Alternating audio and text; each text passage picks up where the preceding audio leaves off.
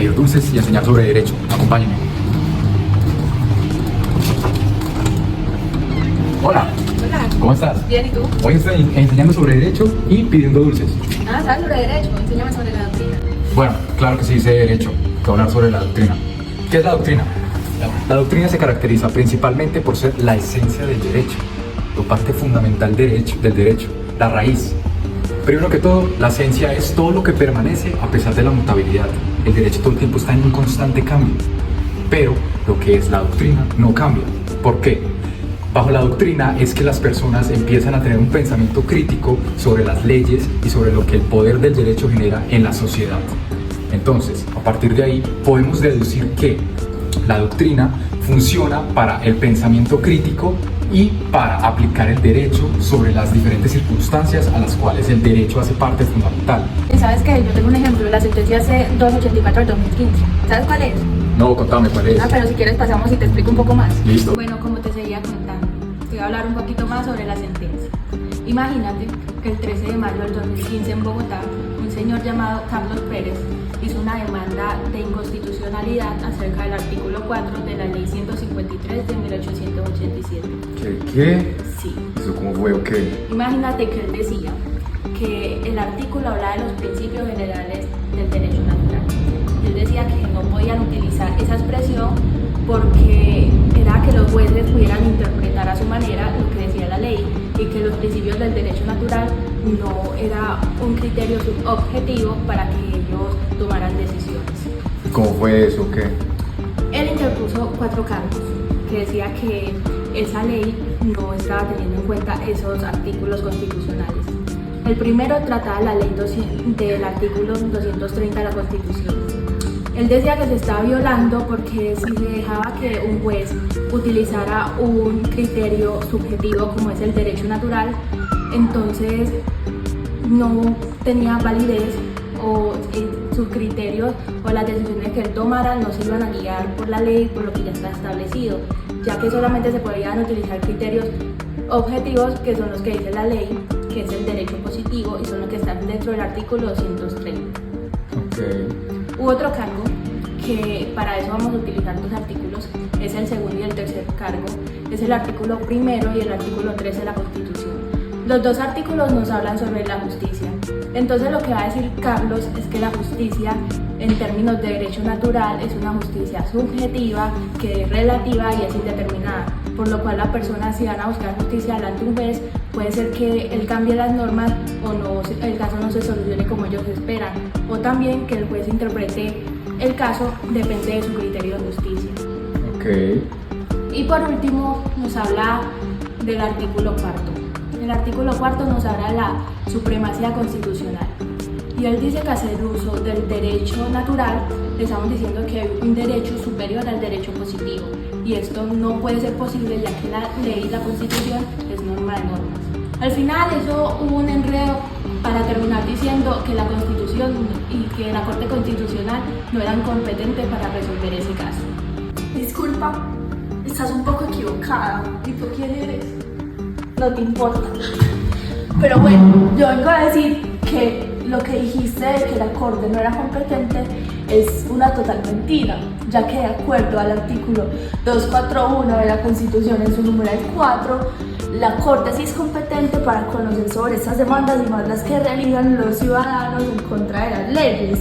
Voy a citar el artículo 241 en el numeral 4 de la Constitución, en donde dice que la Corte puede decidir sobre las demandas de inconstitucionalidad que presenten los ciudadanos contra las leyes, tanto por su contenido material como por vicios de procedimiento en su formación. Entonces, en este caso y en esta sentencia, la Corte sí fue competente. Yo sé que sobre eso hubo varias intervenciones. ¿Tú sabes cuáles fueron? Sí, hubo 7 intervenciones y no estoy mal. En 3 de estas intervenciones se habla de que esta ley es exequible, o sea, que la ley va de acuerdo a la Constitución. La primera parte que se pronunció fue el Ministerio de Justicia y Derecho.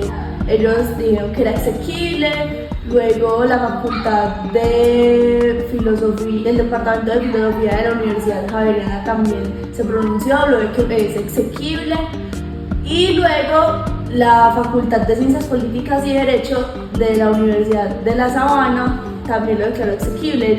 Estas tres partes concuerdan en algo que es muy específico, y es que se basan las tres en la sentencia T-406 de 1992, y esa sentencia habla de que el derecho natural se puede utilizar en los casos en el que el derecho no es claro, en el que la ley no es clara, hay dudas, y que el juez lo puede utilizar también. O sea, el juez puede hacer uso de este derecho natural.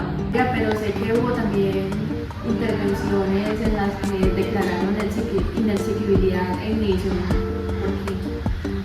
Porque, por ejemplo, la que declaró inhibición fue la Facultad de Ciencias Jurídicas y Sociales de la Universidad de Caldas. Ellos declaran inhibición ya que, de acuerdo a ellos, esta demanda no permite proceder, pues, o sea, como que congela el proceso, por así decirlo, ya que es poco clara y es insuficiente, porque tiene un tinte muy subjetivo y no permite proceder, en pocas palabras.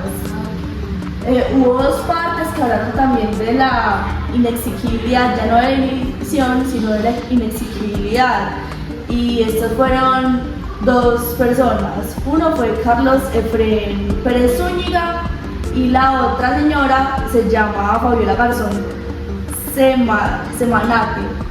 Para medio concluir, estas dos personas que están de acuerdo con el demandante, o sea, que declaran que esta ley es inexequible, que sí debería ser derogada. Ellos hablan de que el derecho natural es una categoría muy subjetiva, o sea, cuando se le da permiso a un juez para que acuda al derecho natural para juzgar algunos casos, se está violando el derecho a la igualdad, se está violando este artículo 4 de la Carta, que es el del que ya ustedes han estado hablando, porque los estaba escuchando hablando de eso. Entonces,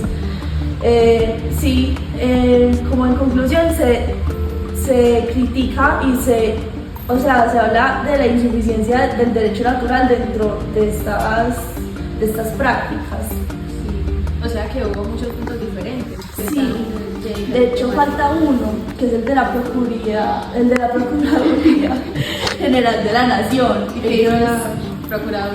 Ellos primero declaran inhibición y subsidiariamente exequibilidad. Pero yo no he podido entender esta parte, la verdad, pues se me hace muy difícil comprenderla. Yo lo que sé sobre eso es que ellos declaran inhibición porque dicen que el demandante no cumple con todos los criterios y no investigó bien, sino solamente en la ley desde el criterio subjetivo. Entonces, que él a decir que el derecho natural no puede ser utilizado solamente porque no está dentro de la ley, estaría violando también el artículo de la Constitución donde hablan del bloque de constitucionalidad. Entonces, no se puede decir que porque algo no está escrito en la Constitución no se puede utilizar. Y también ellos declaran exequibilidad porque dicen que la ley sí va acorde a la Constitución, sí se puede hacer uso de este derecho natural. Pero yo ahora leyendo el artículo otra vez de la ley 153 me entró una duda. Federico, ¿tú me podrías ayudar con eso? Es que no entiendo la diferencia entre jurisprudencia y doctrina.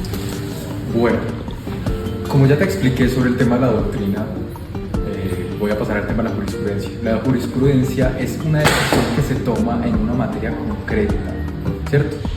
Establece un criterio. La diferencia entre la doctrina y la jurisprudencia es que una, que es la jurisprudencia, es de carácter obligatorio y es vinculante a la hora de tomar decisiones. Por la doctrina, por lo contrario, no lo es. No es vinculante, simplemente es una forma en la cual se puede aplicar el derecho y es como más o menos la enseñanza de cómo se debe aplicar, pero no es ni vinculante ni tampoco obligatorio. Ah, ok, ya, ahora sí te entiendo. ¿Saben qué me gustaría saber? No sé ustedes, pero ¿cuáles fueron los votos de los magistrados? Yo sé sobre ese tema. Es más, en la votación sobre la sentencia hubo dos magistrados que hicieron su aclaración de voto y una magistrada que hizo su salvamento de voto. Lo que estos planteaban era que consideran la expresión principios del derecho natural para ese tema de interpretación en casos dudosos, pero no asumían esa posición y es naturalista, ya que puede implicar alguna connotación sobre esto. Pero en el tema de salvamento de voto, la magistrada Gloria Estela Ortiz plantea que los otros magistrados no aclararon bien su voto, planteando que la sentencia se encuentra desorganizada y los autores que plantean para sustentar sus decisiones fueron totalmente contrarios a lo que estaba hablando el tema. Entonces ella da su voto en contra y aún así explica como todo esto. Pero bueno, yo creo que ya podríamos empezar a hablar sobre conclusiones de esa sentencia, ¿no? Sí. Bueno, para finalizar, podemos darnos cuenta de la maravilla que es esta sentencia, la C-284 del 2015, que nos dio a entender muchas cosas y que a partir de la doctrina podemos evidenciar que en el mundo del derecho hace falta comprender la parte de la jurisprudencia y la doctrina, ambas fundamentales